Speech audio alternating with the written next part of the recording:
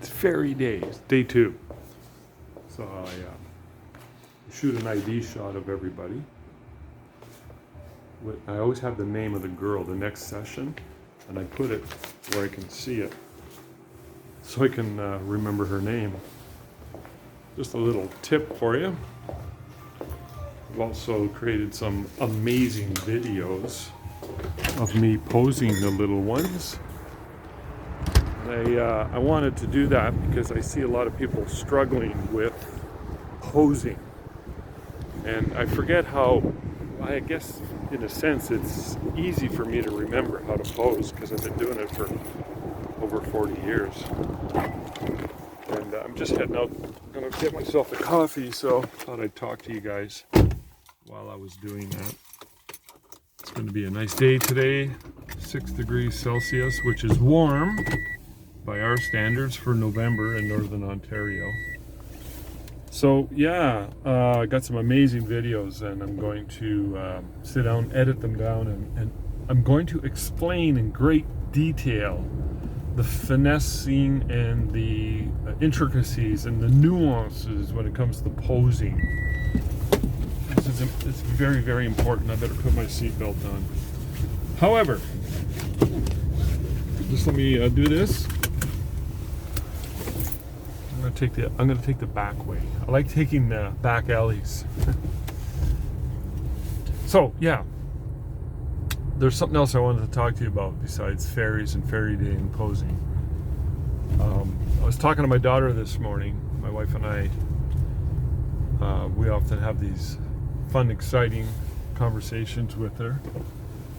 She wakes up, and my first question to her is, "Tell me all about your dreams." And she laughs because she knows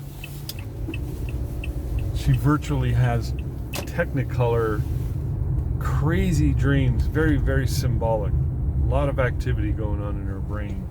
I don't know why that is. Maybe she's a creative type. I'm not sure, but we had an interesting discussion. You see, my daughter is a graphic designer, a year and a bit in the field now, working full time, plus taking on her own private gigs, and she's rebranded her website and her services from scratch, and it's created a flurry of activity.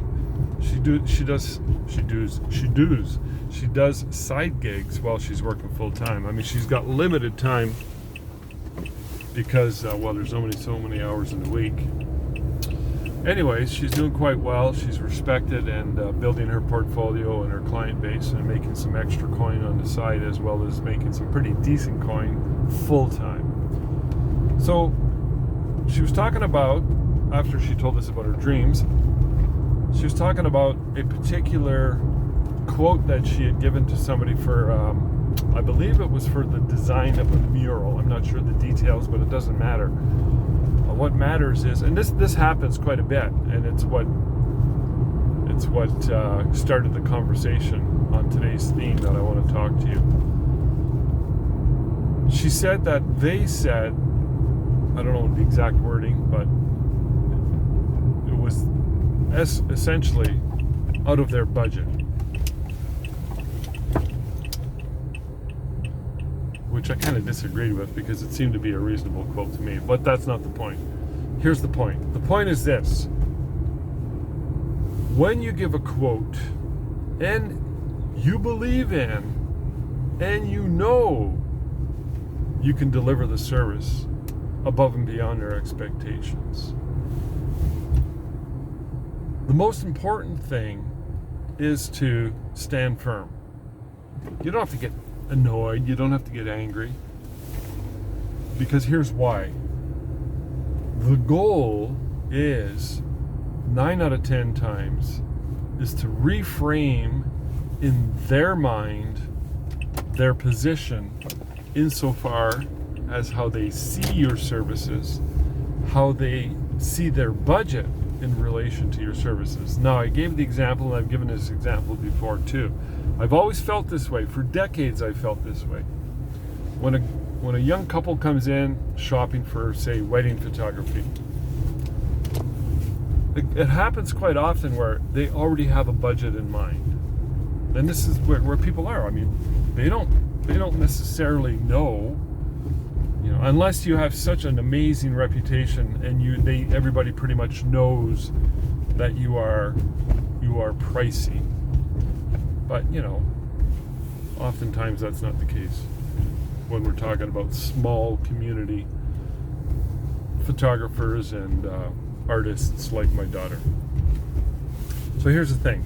So whenever a client would come in, I would actually spend up to an hour with my wedding clients that are shopping and give them a lot of information. I did that because I wanted to create in their mind an experience that they're not going to get anywhere else. So I would give them like a large price list and brochures full color, and I'd have a structured discussion. They didn't know it was structured, but it was actually, I followed step by step.